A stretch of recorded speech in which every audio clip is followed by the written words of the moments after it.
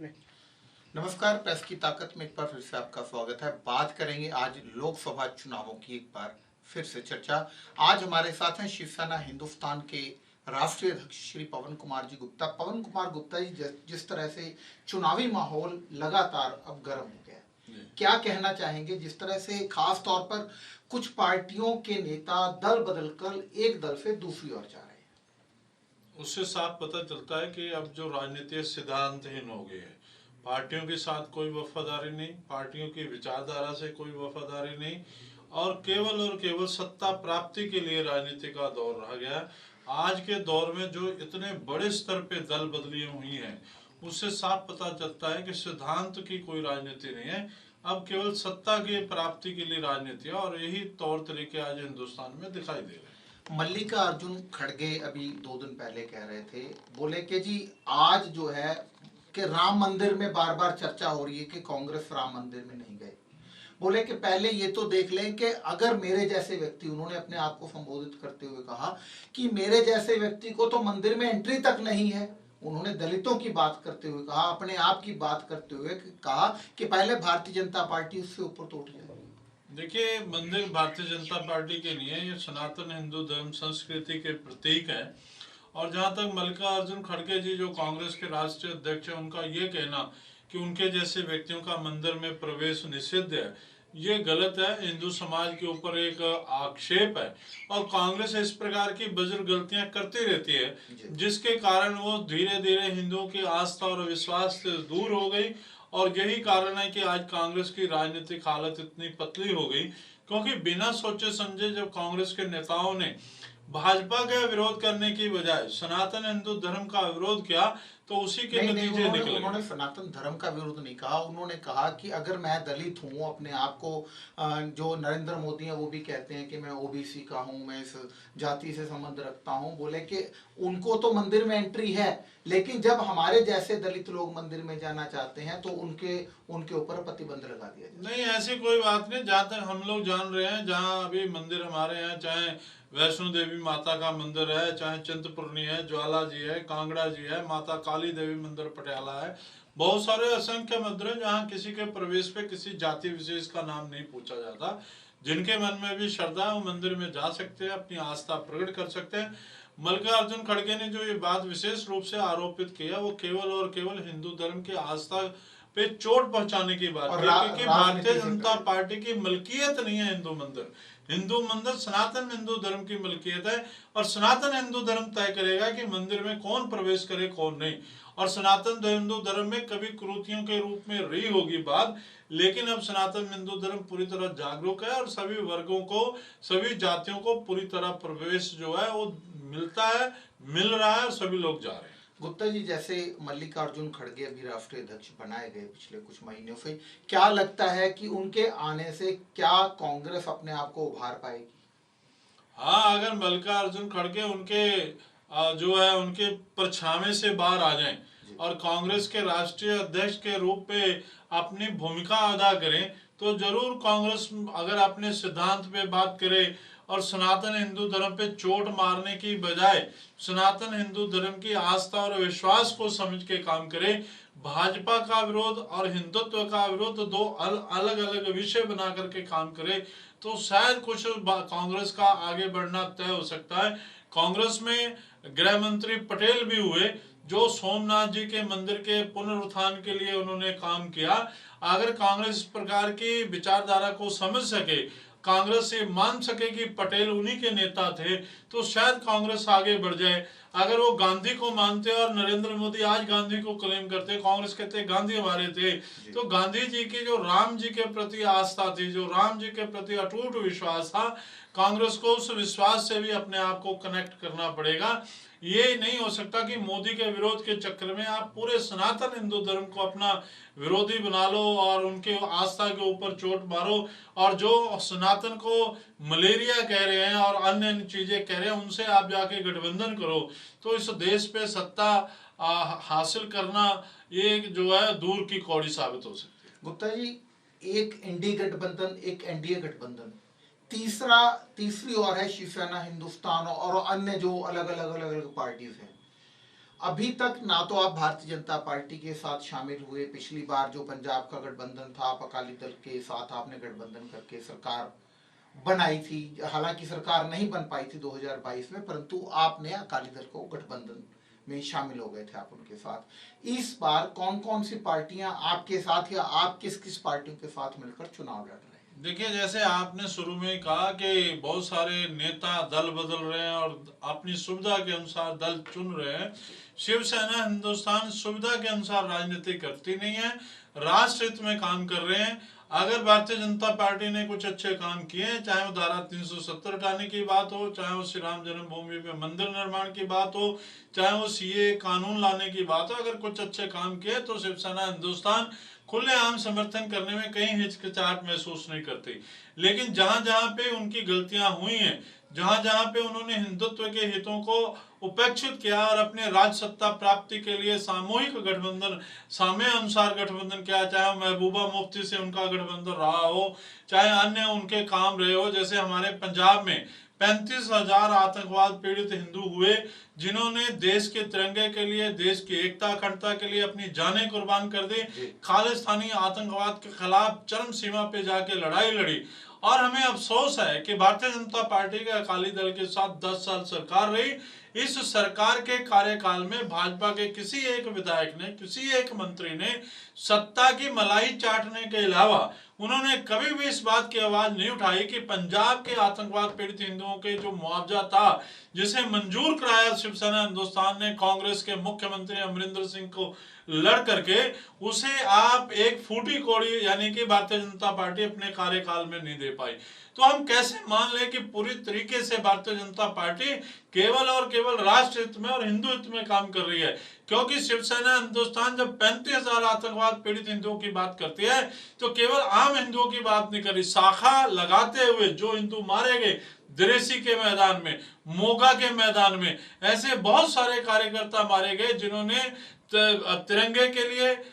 देश के झंडे के लिए अपनी कुर्बानियां दी। उनके लिए भी भारतीय जनता पार्टी अपने 10 साल के पंजाब के कार्यकाल में चुप्पी साध के बैठी रही। दूसरी तरफ कश्मीर घाटी के अंदर आप उनके लिए लाखों करोड़ों रुपए का मुआवजा मंजूर कर रहे हो, दे रहे हो, जिन्होंने हिंदू समाज के उन लोगों को खदेड़ने का काम किया जो पाकिस्तान के इशारे पे आतंकवाद चरम सीमा पे आप श्रीनगर में फैला रहे थे, कश्मीर घाटी में फैला रहे थे। लेकिन वो हिंदुओं को, कश्मीरी पंडितों को बसाने के लिए मुख्यमंत्री या प्रधानमंत्री नरेंद्र मोदी की अगुवाई में कोई योजना कार्य रूप नहीं दे पाए। एक भी कश्मीरी पंडितों को आप वहां बसा नहीं पाए। उल्टा आपने उनको मुआवजा दे दिया जो पाकिस्तान द्वारा सप्लाई किए गए हट ग्रेनेड, AK-47 का इस्तेमाल करके हिंदुस्तानी नागरिकों को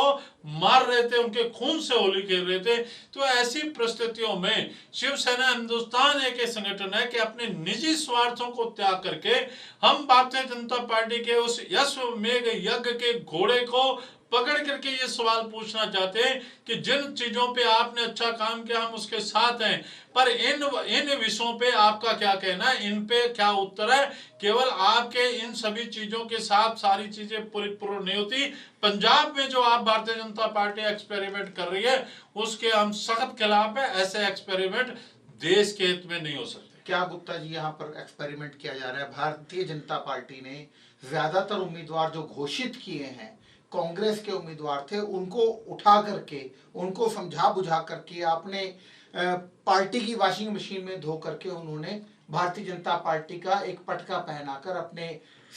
कमल के निशान पर खड़ा कर दिया। आपने अभी एक शब्द का इस्तेमाल किया, समझा बुझा करके। जो लोग कांग्रेस में रह करके, उच्च पदों पे रह करके भगवान राम के होने का सबूत मांग रहे थे, और आज लाखों लाखों जो हमारे हिंदू कार्यकर्ता थे, जिन्होंने चाहे वो विश्व हिंदू परिषद के नेतृत्व में, चाहे शिवसेना के नेतृत्व में, चाहे वो भारतीय जनता पार्टी के नेतृत्व में, जिन्होंने अपनी कुर्बानियां दे दी, छातियों पर गोलियां खाई, जिन्होंने आवाज दी कि कार सेवकों को कहा कि हम एक पत्ता अयोध्या में नहीं हिलने देंगे, उन्होंने अपने खून से, अपने रक्त से जो कहानियां लिखी, उसकी वजह से आज राम नाम की लहर है। केवल मोदी के कारण लहर नहीं है, उन कार सेवकों ने जो अपनी कुर्बानियां दी, बलिदान दिए,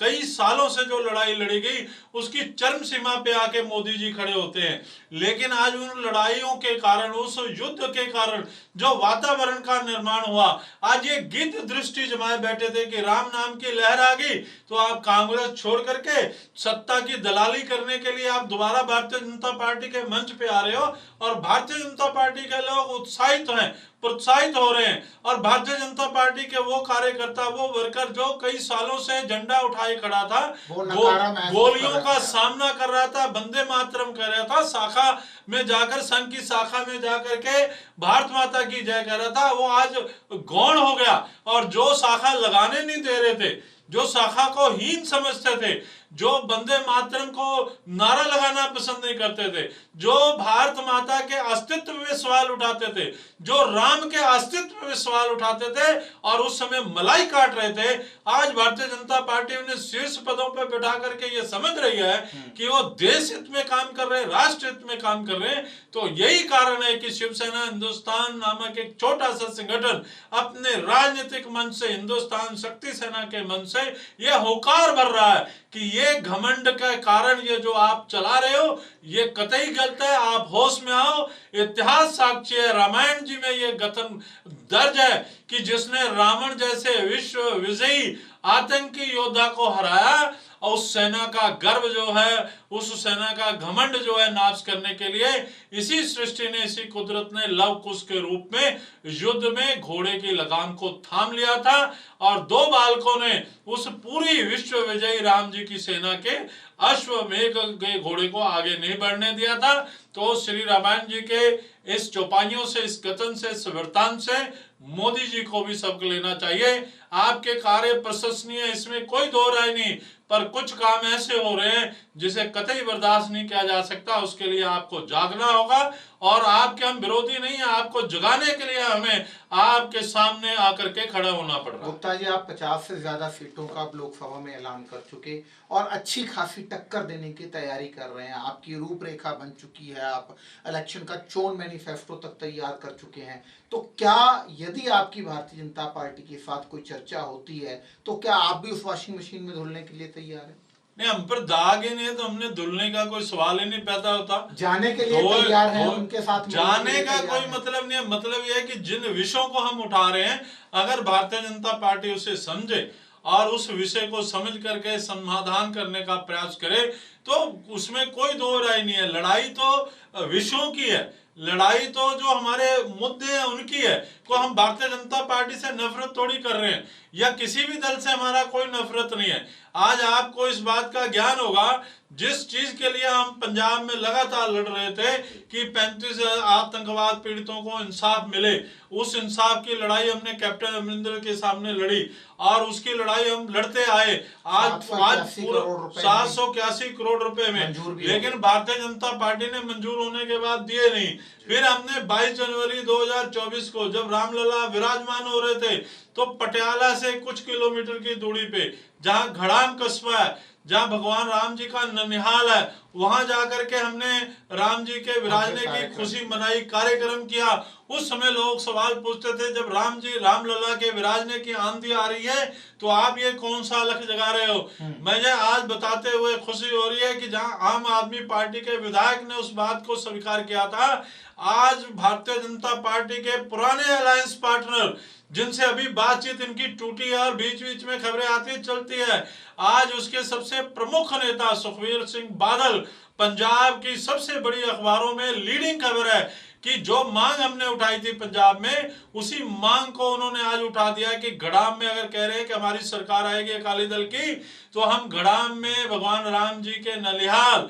में हम माता कौशल्या जी का भव्य मंदिर बनाएंगे। इससे बात साबित होती है कि शिवसेना हिंदुस्तान कोई भी बात हवा में नहीं करती, हम मुद्दों से जुड़ करके बात करते हैं, हम किसी आंधी और तूफान से नहीं डरे। ये इस बात की साक्षी है कि शिवसेना हिंदुस्तान ने जेलों में जाना स्वीकार किया, लेकिन किसी आतंकी के चित्र किसी जगह पे लग जाए, उससे पंजाब की युवा पीढ़ी जो है बर्बाद हो जाए, उसको हमने कतई स्वीकार नहीं किया। तो आज सरदार सुखबीर सिंह बादल ने जो कल घोषणा की, और ये इस बात का परिणाम है कि शिवसेना हिंदुस्तान जो बात कह रही है वो देर और सवेर सभी को समझ आती है। मेरा सवाल है आपके चैनल के माध्यम से, जो बात सरदार सुखबीर सिंह बादल अकाली दल बादल के प्रमुख को समझ आ गई, हिंदुत्व सम्राट की संज्ञा लेने वाले, हिंदुत्व की सनातन की संस्कृति के पहरेदार कहने वाले भारतीय जनता पार्टी के दिमाग में क्यों नहीं समझ में आ रही? क्यों नहीं समझ आ रही कि पंजाब में जिन्होंने आतंकियों को ललकारा, वो 35,000 आतंकवाद पीड़ित हिंदुओं की बाजू पकड़ना भी भारतीय जनता पार्टी की जरूरत थी। पूरे 10 साल सत्ता में रहे, मलाई खाते रहे, लेकिन चंडीगढ़ की विधानसभा में, पंजाब की विधानसभा में मुख्यमंत्री सरदार प्रकाश सिंह बादल के, और मुझे अफसोस है मैंने व्यक्तिगत रूप से राष्ट्रपति जो हमारे भारत के, उनसे मुलाकात की, देश के गृह मंत्री अमित शाह को टेबल पे हमने वो बात पहुंचाई, प्रधानमंत्री जी के टेबल पे पहुंची, लेकिन किसी के कान पे पंजाब के आतंकवाद पीड़ित हिंदुओं की आवाज नहीं गई, उनके कान पे जू नहीं गई। गुप्ता जी एक बात बताएं, आप अलग अलग मुद्दों की बात करते हैं, आजकल एक पंजाब में सबसे बड़ा मुद्दा है कि जो पार्टियां हैं, खासतौर पर किसानों की बात करें तो किसान धरना लगाए बैठे हैं। पंजाब से अगर हरियाणा जाना हो जीटी रोड के द्वारा तो वो पूरी तरह से रास्ते आज भी बंद किए हुए हैं। जो किसान है वो मांग कर रहे हैं कि उन्हें एमएसपी मिलनी चाहिए, परंतु हरियाणा सरकार या सीधे तौर पर यह कहे कि भारतीय जनता पार्टी की सरकार के द्वारा वहां पर इतने मजबूत नाके लगाए हुए हैं कि कोई भी व्यक्ति पैदल भी अगर जाना चाहे तो वह भी पंजाब से हरियाणा बॉर्डर जीटी रोड के द्वारा जा नहीं सकता। एक साइकिल, मोटरसाइकिल, कार तो बहुत दूर की बात है।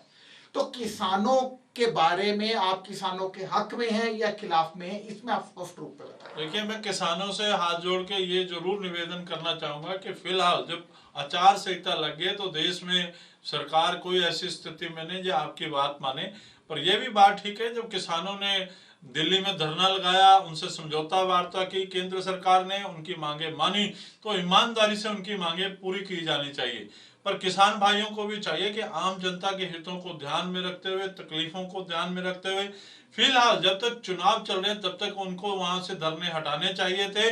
और ये धरने और ये सवाल, ये जवाब, ये घेराव आप अलग अलग कंस्टिट्यूंसी में करो। जिस हुक्मरान पार्टी ने आपसे समझौता किया, आपको विश्वास दिलाया, उनके प्रतिनिधियों को घेरो, उनके घरों को घेरो, उनके चुनाव प्रचार के कार्यक्रम में उपस्थित होकर के उनसे सवाल पूछो कि आपसे समझौता करने के बाद आपकी बात को पूरा करने में देरी क्यों हो रही है। किसानों को अगर एमएसपी देने के लिए वादा हुआ, प्रधानमंत्री मोदी जी ने कहा कि हम काम करेंगे, तो उस पर काम ईमानदारी से होना चाहिए। अगर सरकार किसी से वादा करती है, उसको विश्वास दिलाती है, तो विश्वासघात नहीं होना चाहिए। और मैं किसान भाइयों से भी निवेदन करूंगा कि आपके साथ सभी की हमदर्दी है, पर जिस प्रकार से आप रेलवे के ट्रैक रोक रहे हैं, जिस प्रकार से आप लंबे समय से बैठे हैं और देश में आचार संहिता लगी है, कम से कम आचार संहिता तक आपको जनता के हित में उठना चाहिए और जनता को स्पष्ट कहना चाहिए कि हम आपकी तकलीफों को ध्यान में रख के उठ रहे हैं। और हमारे गांव में, खलियानों में, खेतों में, आपके गलियों और कूचों में सत्ताधारी पार्टी के आने वाले प्रतिनिधियों से आप सख्ती से सवाल पूछें कि जब हम दिल्ली की सड़कों पे बैठे थे और आपने हमें समझौता किया, तो हमारे समझौते को पूरा क्यों नहीं कर रहे। आप वोट ना दें, आप वोट ना देने का वातावरण बनाएं, लेकिन आम जनता को अगर आप परेशान ना करें तो आम जनता और भी बड़ी संख्या में आपके साथ आएगी। जहां तक एमएसपी देने की बात है, तो जिनकी सरकार है उनको तय करना चाहिए था, उन्हें देखना चाहिए कानून क्या कह रहा है, और जब समझौता कर ही लिया तो पूरा करें। मेरा यहाँ ये भी कहना है कि जो आम बिजनेसमैन है, छोटे मझोले कारखानेदार हैं, दुकानदार हैं, छोटी छोटी दुकानें वालों, उनके लिए भी कोई पॉलिसी बननी चाहिए कि ऐसी कोई नीति बने, जब उनकी दुकानदारी का टाइम खत्म हो जाए, जब वो वयोवृद्ध हो जाए, तो उन्हें भी कोई एमएसपी के तर्ज पे ऐसी कोई राशि मिले, ताकि वो भी जब अपने रोजगार से दूर हो तो उनके लिए भी आर्थिक सहायता प्राप्त हो सके। गुप्ता जी, लेकिन मेरा प्रश्न यह था कि आज जो वहां पर पूरी तरह से रोड जाम किए हुए हैं वो किसानों के द्वारा नहीं, बल्कि भारतीय जनता पार्टी की जो हरियाणा की सरकार थी उसके द्वारा जो रास्ते रोके गए हैं, तो दोनों तरफ जो है सीमेंट की कंक्रीट बना दी गई, इतनी लंबी चौड़ी कंक्रीट के अच्छा खासा बंदा क्या कोई भी व्यक्ति, पैदल व्यक्ति भी वहां पर जाने नहीं दिया जा रहा। मतलब सरकार जो प्रदेश की है रहने की, वो भी कोई हल नहीं निकालना चाहती, वो भी जनता के लिए एक मुसीबत खड़ी कर देना चाहती है। दूसरा, आचार संहिता लगने के कारण हम भी किसान भाइयों से निवेदन करना चाहते हैं कि आप सरकार का पर्दाफाश कीजिए कि अगर हमें फुर्सत मिली है, समय मिला है, सरकार का अस्तित्व नहीं है, तो हम वहां आपकी परेशानी के लिए नहीं बैठना चाहते। हम ऐसी सरकार ना बन पाए, ऐसी सरकार जो आपके हिसाब से किसानों को वादा पूरे नहीं करी, उसके लिए आप काम करें, उसके लिए आप जल्द से जुलूस और रैलियां करें। अगर आप शंभू बैरियर पे बैठे हैं और दूसरी जगह बैठे हैं तो वोट मांगने वाले वोट मांग रहे हैं और वोट के लिए वो प्रयास कर रहे हैं, आप वहां जाकर के धरना प्रदर्शन कर रहे हैं, जिससे जनता को परेशानी हो रही है। आम जनता जो जाना चाहती है उसको परेशानी हो रही है, रेलवे ट्रैक जाम हो गया उससे परेशानी हो रही है। तो आप अगर आचार संहिता के कारण अगर रास्ता दे देंगे तो जनता का मन ये इस बात के लिए तैयार होगा कि किसानों को यथासंभव जो है उन्होंने हमें परेशानी कम की है। और जब किसान भाई लड़े तो जनता ये मतभेद भुला करके कि वो किस जाति से हैं, किस कास्ट से हैं, किस दल से हैं, वो पूरी तरह आपको सपोर्ट। गुप्ता जी, आपका जो चुनाव मैनिफेस्टो है उसके बारे में कुछ बताएंगे हमें, क्या क्या मुद्दे लेकर आप चुनाव मैनिफेस्टो तैयार कर रहे हैं? देखिए, अभी चुनाव मैनिफेस्टो तैयार है, लेकिन प्रमुख मुद्दे हैं, जैसे मैंने आपसे बात करते हुए भी कहा कि 35,000 आतंकवाद पीड़ित हिंदू हैं जिनको 781 करोड़ रुपए का मुआवजा मंजूर कराया, लेकिन राजनीतिक कारणों के कारण विभिन्न राजनीतिक दलों ने, जिसमें कांग्रेस भी है, जिसमें आम आदमी पार्टी भी है और भाजपा भी रही है कि उसने 10 साल सरकार में रहे, एक फूटी गोली पंजाब के हिंदुओं को नहीं दी। और दूसरी तरफ कश्मीर घाटी से खदेड़े हुए आतंकवाद पीड़ित हिंदू जो कि कश्मीरी पंडितों के नाम से जाने जाते हैं, उनको भी बसाने के लिए अभी तक किसी कॉलोनी का निर्माण नहीं हुआ। धारा 370 हट गई, सभी को खुशी है, लेकिन आज भी कोई प्रॉपर्टी खरीदने जाए तो टारगेट किलिंग के द्वारा मार दिया जाता है। आज भी पंजाब में आतंकवाद का दस्तक सुनाई दिया कि नंगल में एक विश्व हिंदू परिषद के नेता को सरेआम गोलियों से भून दिया गया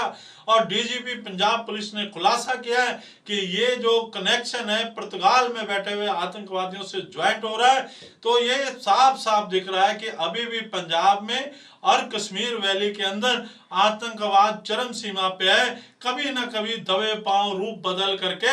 उन लोगों का कत्ल करने के लिए आतंकवादी आ जाते हैं जो भारत माता के सपूत हैं, जो देश के तिरंगे के लिए लड़ाई लड़ रहे हैं, जिनके मन में खौफ नहीं है, वो खालिस्तानी आतंकवादी हो या पाकिस्तान प्रस्त आतंकवादी हो, उनके खिलाफ डट के लड़ने का मादा रखते हैं। गुप्ता जी, तो क्या मान के चले जो चुनाव मैनिफेस्टो आपका बहुत जल्दी मेरे ख्याल जारी हो जाएगा, लेकिन एक बात जाते जाते, क्योंकि समय हमें इजाजत नहीं दे रहा, 50 जो सीटें आप लड़ने जा रहे हैं, किन किन प्रदेशों में लड़ने जा रहे हैं और किन सीटों पर जीत और हार अपने कैंडिडेट जीतने का और दूसरे कैंडिडेट को नुकसान पहुंचाने का आप मादा रख रहे हैं? बड़ी बड़ी पार्टियों के इस तूफान में शिवसेना हिंदुस्तान, हिंदुस्तान शक्ति सेना सच्चाई की लो लेकर के और सनातन हिंदू धर्म संस्कृति की ताकत और शक्ति का आशीर्वाद लेकर के हम 50 सीटों पे अपने उम्मीदवार उतार रहे हैं, जिसमें पंजाब है, हरियाणा है, जम्मू कश्मीर है और हमारे बिहार है, वेस्ट बंगाल है, उत्तर प्रदेश के अंदर भी हमारे लगातार प्रयास हैं, उस उम्मीदवारों की छटनी का कार्यक्रम चल रहा है। तो हम कोशिश कर रहे हैं कि हमारी जो बात है वो देश के कर्णधारों तक पहुंच सके। हम सत्ता के लिए नहीं लड़ रहे, सत्ता के बैठे सत्ताधारियों के दिमाग के जो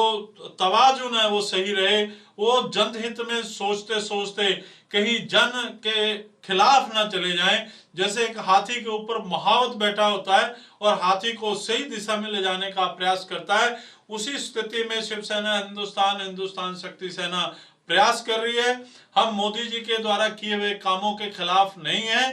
कोई भी पार्टी जो जनहित में काम कर रही है, केवल राजनीति के कारण हम उसका विरोध नहीं करना चाहते, पर कोई भी निरंकुश हो जाए, कोई भी सत्ता के शासन के घमंड में किसी की आवाज सुनना ही ना चाहे, इन सब परिस्थितियों के विरोध में शिवसेना हिंदुस्तान अपनी अलग राजनीति के इस महालोकतंत्र के संग्राम में जगाने जा रही है। आशा है कि हमारी जैसी छोटी पार्टियां जो पूरी ताकत के साथ अपनी आवाज रखना चाहती हैं, उसमें इस लोकतंत्र के महान देश में हमें भी जनता का आशीर्वाद प्राप्त होगा। जय हिंद, जय श्री राम। तो ये थे हमारे साथ श्री पवन कुमार गुप्ता, शिवसेना हिंदुस्तान के राष्ट्रीय अध्यक्ष। आप देखते रहिए प्रेस की ताकत। अगली बार फिर किसी नए नेता के साथ चर्चा करेंगे, तब तक मुझे दीजिए इजाजत। पवन गुप्ता जी, आपने हमें समय दिया, बहुत बहुत धन्यवाद। आपका भी बहुत धन्यवाद कि आपने अपने चैनल के माध्यम से हमें अपनी बात रखने का मंच मुहैया कराया। मोदी जी को भी सबक लेना चाहिए। आपके कार्य प्रशंसनीय, इसमें कोई दो राय नहीं, पर कुछ काम ऐसे हो रहे हैं जिसे कतई बर्दाश्त नहीं किया जा सकता। उसके लिए आपको जागना होगा, और आपके हम विरोधी नहीं है, आपको जगाने के लिए हमें आपके सामने आकर के खड़ा होना पड़ रहा है। गुप्ता जी, आप 50 से ज्यादा सीटों का अब लोकसभा में ऐलान कर चुके और अच्छी खासी टक्कर देने की तैयारी कर रहे हैं। आपकी रूपरेखा बन चुकी है, आप इलेक्शन का चोन मैनिफेस्टो तक तैयार कर चुके हैं। तो क्या यदि आपकी भारतीय जनता पार्टी के साथ कोई चर्चा होती है तो क्या आप भी उस वॉशिंग मशीन में धुलने के लिए तैयार हैं? नहीं, हम पर दाग ही नहीं है तो हमने धुलने का कोई सवाल ही नहीं पैदा होता। जाने के लिए तैयार हैं, उनके साथ जाने का कोई मतलब नहीं है। मतलब यह है कि जिन विषयों को हम उठा रहे हैं, अगर भारतीय जनता पार्टी उसे समझे और उस विषय को समझ करके समाधान करने का प्रयास करे तो उसमें कोई दो राय नहीं है। लड़ाई तो विषयों की है, लड़ाई तो जो हमारे मुद्दे हैं उनकी है। को हम भारतीय जनता पार्टी से नफरत थोड़ी कर रहे हैं, या किसी भी दल से हमारा कोई नफरत नहीं है। आज आपको इस बात का ज्ञान होगा, जिस चीज के लिए हम पंजाब में लगातार लड़ रहे थे कि 35 आतंकवाद पीड़ितों को इंसाफ मिले, उस इंसाफ की लड़ाई हमने कैप्टन अमरिंदर के सामने लड़ी और उसकी लड़ाई हम लड़ते आए। आज 781 करोड़ रुपए में, लेकिन भारतीय जनता पार्टी ने मंजूर होने के बाद दिए नहीं। फिर हमने 22 जनवरी 2024 को जब रामलला विराजमान हो रहे थे तो पटियाला से कुछ किलोमीटर की दूरी पे जहां घड़ाम कस्बा है, जहां भगवान राम जी का ननिहाल है, वहां जाकर के हमने राम जी के विराजने की खुशी मनाई, कार्यक्रम किया। उस समय लोग सवाल पूछते थे, जब रामलला के विराजने की आंधी आ रही है तो आप ये कौन सा अलख जगा रहे हो? मुझे आज बताते हुए खुशी हो रही है कि जहां आम आदमी पार्टी के विधायक ने उस बात को स्वीकार किया था, आज भारतीय जनता पार्टी के पुराने अलायंस पार्टनर जिनसे अभी बातचीत इनकी टूटी है और बीच बीच में खबरें आती चलती है, आज उसके सबसे प्रमुख नेता सुखबीर सिंह बादल, पंजाब की सबसे बड़ी अखबारों में लीडिंग खबर है कि जो मांग हमने उठाई थी पंजाब में, उसी मांग को उन्होंने आज उठा दिया कि घड़ाम में अगर कह रहे हैं कि हमारी सरकार आएगी अकाली दल की, तो हम घड़ाम में भगवान राम जी के ननिहाल में हम माता कौशल्या जी का भव्य मंदिर बनाएंगे। इससे बात साबित होती है कि शिवसेना हिंदुस्तान कोई भी बात हवा में नहीं करती, हम मुद्दों से जुड़ करके बात करते हैं। हम किसी आंधी और तूफान से नहीं डरे। ये इस बात की साक्षी है कि शिवसेना हिंदुस्तान ने जेलों में जाना स्वीकार किया, लेकिन किसी आतंकी के चित्र किसी जगह पे लग जाए, उससे पंजाब की युवा पीढ़ी जो है बर्बाद हो जाए, उसको हमने कतई स्वीकार नहीं किया। तो आज सरदार सुखबीर सिंह बादल ने जो कल घोषणा की, और ये इस बात का परिणाम है कि शिवसेना हिंदुस्तान जो बात कह रही है वो देर और सवेर सभी को समझ आती है। मेरा सवाल है आपके चैनल के माध्यम से, जो बात सरदार सुखबीर सिंह बादल अकाली दल बादल के प्रमुख को समझ आ गई, हिंदुत्व सम्राट की संज्ञा लेने वाले, हिंदुत्व की सनातन की संस्कृति के पहरेदार कहने वाले भारतीय जनता पार्टी के दिमाग में क्यों नहीं समझ में आ रही? क्यों नहीं समझ आ रही कि पंजाब में जिन्होंने आतंकियों को ललकारा, वो 35,000 आतंकवाद पीड़ित हिंदुओं की बाजू पकड़ना भी भारतीय जनता पार्टी की जरूरत थी। पूरे 10 साल सत्ता में रहे, मलाई खाते रहे, लेकिन चंडीगढ़ की विधानसभा में, पंजाब की विधानसभा में मुख्यमंत्री सरदार प्रकाश सिंह बादल के, और मुझे अफसोस है मैंने व्यक्तिगत रूप से राष्ट्रपति जो हमारे भारत के उनसे मुलाकात की, देश के गृह मंत्री अमित शाह को टेबल पे हमने वो बात पहुंचाई, प्रधानमंत्री जी के टेबल पे पहुंची, लेकिन किसी के कान पे पंजाब के आतंकवाद पीड़ित हिंदुओं की आवाज नहीं गई, उनके कान पे जू नहीं लगी। गुप्ता जी, एक बात बताएं, आप अलग अलग मुद्दों की बात करते हैं, आजकल एक पंजाब में सबसे बड़ा मुद्दा है कि जो पार्टियां हैं, खासतौर पर किसानों की बात करें तो किसान धरना लगाए बैठे हैं। पंजाब से अगर हरियाणा जाना हो जीटी रोड के द्वारा तो वो पूरी तरह से रास्ते आज भी बंद किए हुए हैं। जो किसान है वो मांग कर रहे हैं कि उन्हें एमएसपी मिलनी चाहिए, परंतु हरियाणा सरकार है सीधे तौर पर यह कहे कि भारतीय जनता पार्टी की सरकार के द्वारा वहां पर इतने मजबूत नाके लगाए हुए हैं कि कोई भी व्यक्ति पैदल भी अगर जाना चाहे तो वह भी पंजाब से हरियाणा बॉर्डर जीटी रोड के द्वारा जा नहीं सकता। एक साइकिल, मोटरसाइकिल, कार तो बहुत दूर की बात है। तो किसानों के बारे में आप किसानों के हक में हैं या खिलाफ में हैं, इसमें आप स्पष्ट रूप में बताएं। देखिए, मैं किसानों से हाथ जोड़ के ये जरूर निवेदन करना चाहूंगा कि फिलहाल जब आचार संहिता लग गई तो देश में सरकार कोई ऐसी स्थिति में नहीं जो आपकी बात माने। पर यह भी बात ठीक है, जब किसानों ने दिल्ली में धरना लगाया, उनसे समझौता वार्ता की केंद्र सरकार ने, उनकी मांगे मानी, तो ईमानदारी से उनकी मांगे पूरी की जानी चाहिए। पर किसान भाइयों को भी चाहिए कि आम जनता के हितों को ध्यान में रखते हुए, तकलीफों को ध्यान में रखते हुए, फिलहाल जब तक चुनाव चल रहे हैं तब तक उनको वहां से धरने हटाने चाहिए थे।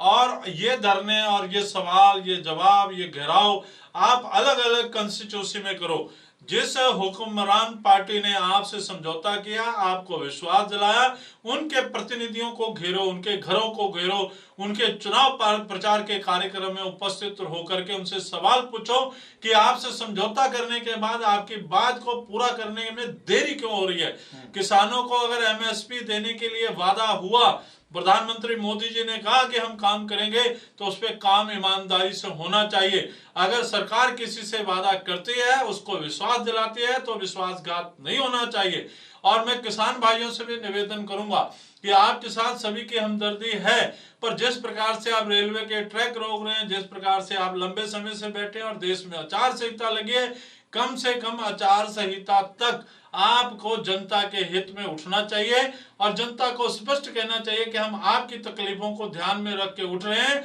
और हमारे गांव में, खलियानों में, खेतों में, आपके गलियों और कूचों में सत्ताधारी पार्टी के आने वाले प्रतिनिधियों से आप सख्ती से सवाल पूछें कि जब हम दिल्ली की सड़कों पे बैठे थे और आपने हमें समझौता किया तो हमारे समझौते को पूरा क्यों नहीं कर रहे। आप वोट ना दें, आप वोट ना देने का वातावरण बनाएं, लेकिन आम जनता को अगर आप परेशान ना करें तो आम जनता और भी बड़ी संख्या में आपके साथ आएगी। जहां तक एमएसपी देने की बात है, तो जिनकी सरकार है उनको तय करना चाहिए था, उन्हें देखना चाहिए कानून क्या कह रहा है और जब समझौता कर ही लिया तो पूरा करें। मेरा यहाँ ये भी कहना है कि जो आम बिजनेसमैन है, छोटे मझोले कारखानेदार हैं, दुकानदार हैं, छोटी छोटी दुकानें वालों, उनके लिए भी कोई पॉलिसी बननी चाहिए कि ऐसी कोई नीति बने जब उनकी दुकानदारी का टाइम खत्म हो जाए, जब वो वयोवृद्ध हो जाए, तो उन्हें भी कोई एमएसपी के तर्ज पे ऐसी कोई राशि मिले ताकि वो भी जब अपने रोजगार से दूर हो तो उनके लिए भी आर्थिक सहायता प्राप्त हो सके।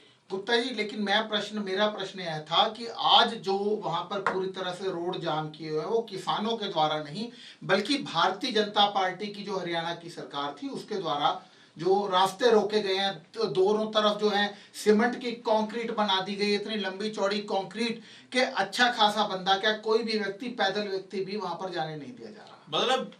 सरकार जो प्रदेश की है रहने की, वो भी कोई हल नहीं निकालना चाहती है, वो भी जनता के लिए एक मुसीबत खड़ी कर देना चाहती है।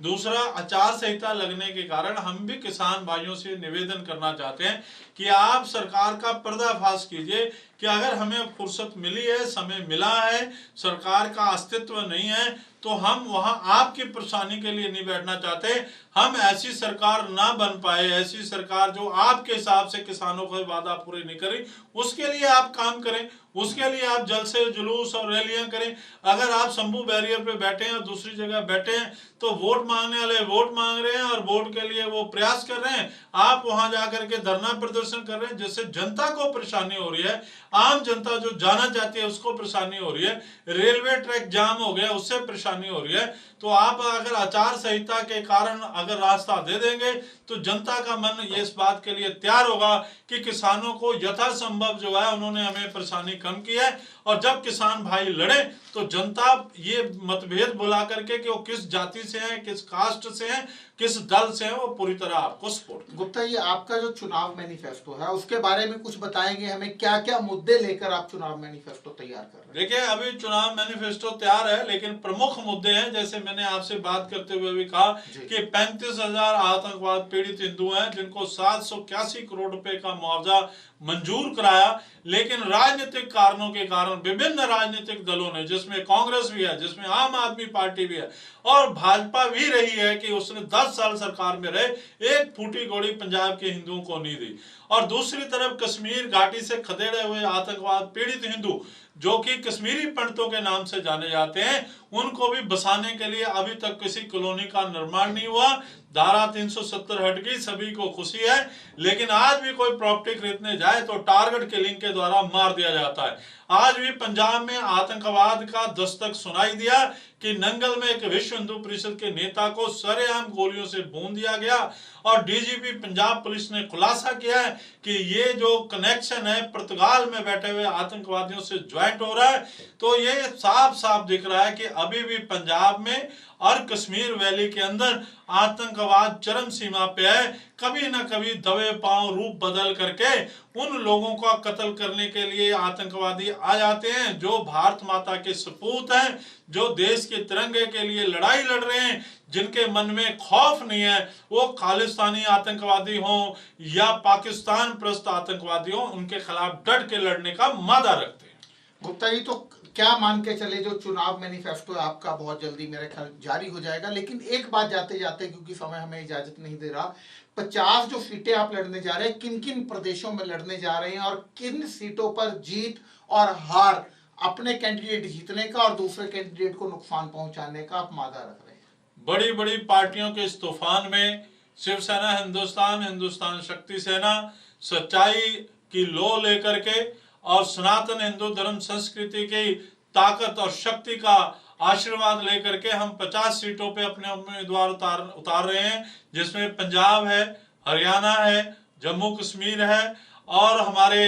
बिहार है, वेस्ट बंगाल है, उत्तर प्रदेश के अंदर भी हमारे लगातार प्रयास हैं। उस उम्मीदवारों की छटनी का कार्यक्रम चल रहा है। तो हम कोशिश कर रहे हैं कि हमारी जो बात है वो देश के कर्णधारों तक पहुंच सके। हम सत्ता के लिए नहीं लड़ रहे, सत्ता के बैठे सत्ताधारियों के दिमाग के जो तवाजुन है वो सही रहे, वो जनहित में सोचते सोचते कहीं खिलाफ ना चले जाएं। जैसे एक हाथी के ऊपर महावत बैठा होता है और हाथी को सही दिशा में ले जाने का प्रयास करता है, उसी स्थिति में शिवसेना हिंदुस्तान, हिंदुस्तान शक्ति सेना प्रयास कर रही है। हम मोदी जी के द्वारा किए हुए कामों के खिलाफ नहीं है। कोई भी पार्टी जो जनहित में काम कर रही है, केवल राजनीति के कारण हम उसका विरोध नहीं करना चाहते, पर कोई भी निरंकुश हो जाए, कोई भी सत्ता के शासन के घमंड में किसी की आवाज सुनना ही ना चाहे, इन सब परिस्थितियों के विरोध में शिवसेना हिंदुस्तान अपनी अलग राजनीति के इस महालोकतंत्र के संग्राम में जगाने जा रही है। आशा है कि हमारी जैसी छोटी पार्टियां जो पूरी ताकत के साथ अपनी आवाज रखना चाहती हैं, और उसमें इस लोकतंत्र के महान देश में हमें भी जनता का आशीर्वाद प्राप्त होगा।